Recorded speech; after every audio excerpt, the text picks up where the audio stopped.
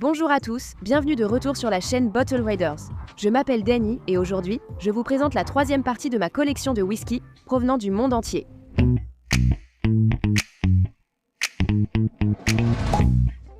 Vous semblez vraiment apprécier ces vidéos, alors je vais vous montrer 5 autres bouteilles de ma collection. Si vous aimez ces vidéos, avant que tout ne commence, si vous pouviez mettre un j'aime à cette vidéo et vous abonner à la chaîne Bottle Raider, cela m'aiderait vraiment. Cela m'aide à connaître vos préférences. Merci. Passons maintenant aux choses sérieuses.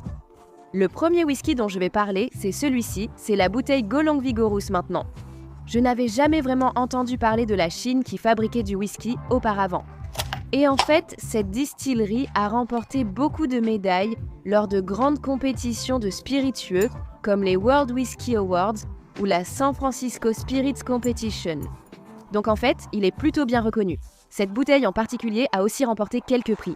J'ai gardé la boîte parce que je l'adore, je la trouve tellement colorée et amusante. La distillerie Golong est située dans le Hunan. Ils utilisent de l'eau filtrée des montagnes anciennes, censée donner à leur whisky une pureté particulière. De plus, le climat en Chine est très chaud et humide. Et cela peut aider à développer les arômes du whisky plus rapidement, ce qui, espérons-le, donnera au whisky une grande complexité, même s'il n'a pas été vieilli très longtemps.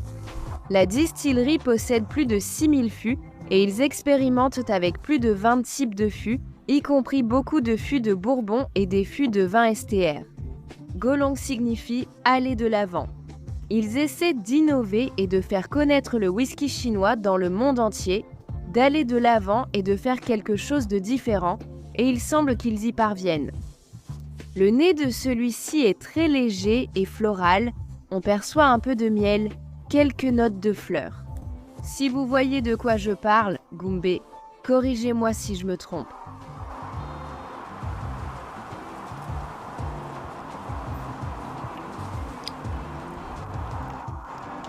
Alors que le nez est très léger et floral, le palais a clairement plus de caractère. Il présente beaucoup plus de notes fruitées. On sent un peu de caramel léger, quelques épices et surtout de la vanille qui domine. Excellent whisky que je vais apprécier. J'ai encore du chemin à faire. Cette bouteille est parfaite sur mon étagère. Maintenant, pour la deuxième, dites-moi si c'est de la triche. Celui-ci est un whisky anglais des lacs, leur bouteille Iris. Cette bouteille appartient à la gamme Whisky Makers Edition du maître assembleur. Duval Gandhi expérimente au-delà de leur style habituel très marqué par le sherry et opte pour des choses un peu alternatives. Cette bouteille s'inspire de la ville himalayenne Golmar, signifiant prairie de fleurs, et l'iris évoque son côté floral et velouté. Je préciserai aussi que cette bouteille est embouteillée à 56% d'alcool, ce qui est assez élevé. Elle a vieilli en fût de chêne américain et en fût de sherry oloroso. Je pense que le nez de ce whisky est vraiment très marqué par les fruits du verger. On retrouve clairement beaucoup de notes de pommes et de poire. Vif, frais, un whisky estival et joyeux.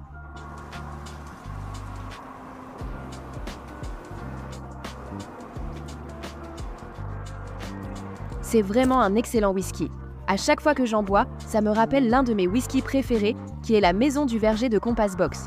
Mais celui-ci est presque une version amplifiée de celui-là. Bien sûr, il titre à 56% d'alcool, donc il est beaucoup plus intense au niveau de l'alcool, mais il a ce caractère vraiment fruité, tropical et éclatant. Celui-ci a tout simplement un niveau de complexité amplifié. Un whisky vraiment fantastique, je dois le reconnaître au lac. C'est l'une des 2 bouteilles que j'ai des lacs, et il se pourrait bien que j'en ajoute d'autres à ma collection. Parce que honnêtement, je suis vraiment une grande fan. Bravo l'Angleterre, j'ai bien agi. La prochaine bouteille dont je veux parler est l'Armoric Whisky Breton Single Malt. C'est un whisky français. Tu le savais, la France est l'un des plus grands pays consommateurs de whisky écossais, et le whisky en France en général est devenu beaucoup plus populaire ces dernières années. En 1995, je crois qu'il n'y avait qu'une seule distillerie, et maintenant il y en a plus de 100. Je pense que cette bouteille a été produite à la distillerie Waringham en Bretagne, active depuis 1916. À l'origine, ils faisaient des liqueurs, puis ont lancé leur premier whisky single malt en 1998. Celle-ci est l'édition à double maturation, donc elle a vieilli pendant environ 5 ans dans des fûts de chêne bretons locaux, puis environ 2 ans dans des fûts de Sherry Oloroso. Embouteillée à 46%, sans colorant ajouté, ni filtration à froid.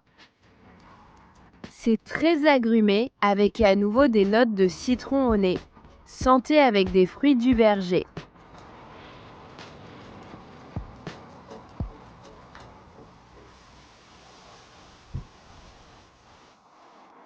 En bouche, je dirais que c'est très boisé.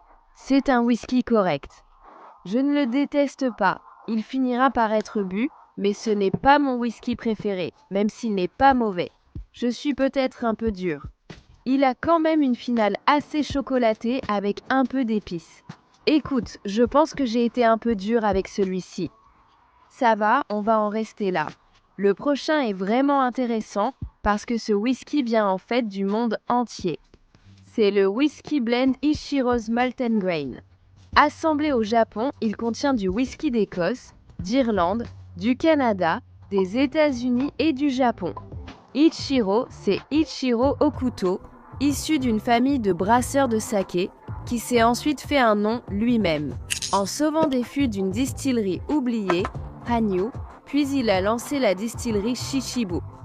De nombreuses distilleries japonaises utilisant du whisky étranger restent assez discrètes à ce sujet.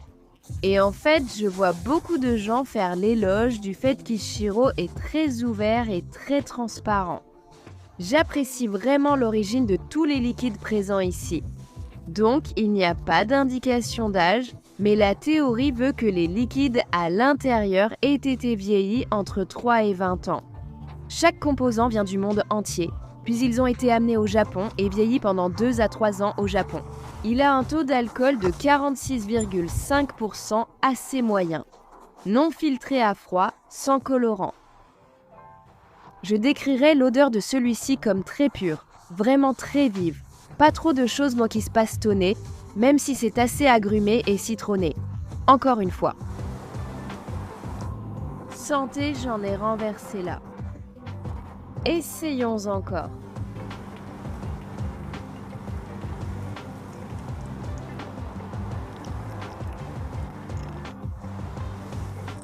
C'est vraiment un excellent whisky. Je ressens des notes de caramel, des notes de noisettes et encore plus d'agrumes qui ressortent. On trouve une douceur céréalière, mais surtout une grande complexité. Un whisky vraiment fantastique et c'est tellement amusant d'ajouter ça à ma collection de whisky du monde. C'est une vraie collaboration mondiale et j'adore. J'avais oublié à quel point cela me plaisait et je pourrais en profiter seul avec un verre plus tard. Le dernier dont je vais parler aujourd'hui est en fait ce whisky Penderyn. C'est leur finition madère et c'est bien sûr un whisky gallois. La distillerie Penderyn a été rétablie en 2000 après un siècle sans whisky gallois et leur premier whisky a été lancé en 2004 ici. Situé dans le parc national des Brecon Beacons, absolument magnifique, ils ont choisi ce lieu pour son eau de source naturelle. Les fondateurs ont en fait été inspirés par l'idée de créer un whisky gallois aussi pur et limpide que leur gallois. C'est pourquoi vous verrez ces détails dorés sur leur bouteille. Ils en ont aussi un à leur distillerie.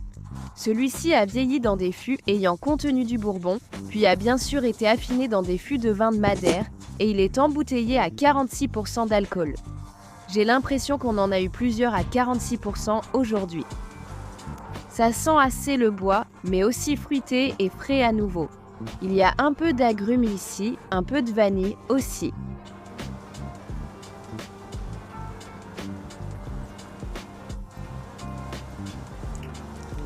On perçoit une touche de mangue, encore des agrumes et de la vanille. Ce whisky semble un peu jeune en bouche, c'est correct. La belle épice persistante est un atout pour moi. Le goût reste un peu jeune. Comme dit, voici 5 autres whiskies de ma collection mondiale. Dites-moi si vous voulez une 4e partie. Parce que je pense que j'ai assez de bouteilles, en fait, j'ai assez de bouteilles pour une 4e partie. Donc si vous voulez voir ça, dites-le moi simplement. Si vous avez des recommandations de whisky du monde ou de lieux à essayer, dites-le moi en commentaire. Ça m'intéresse beaucoup. Bonne fin de journée à tous. On se retrouve bientôt, abonnez-vous pour plus.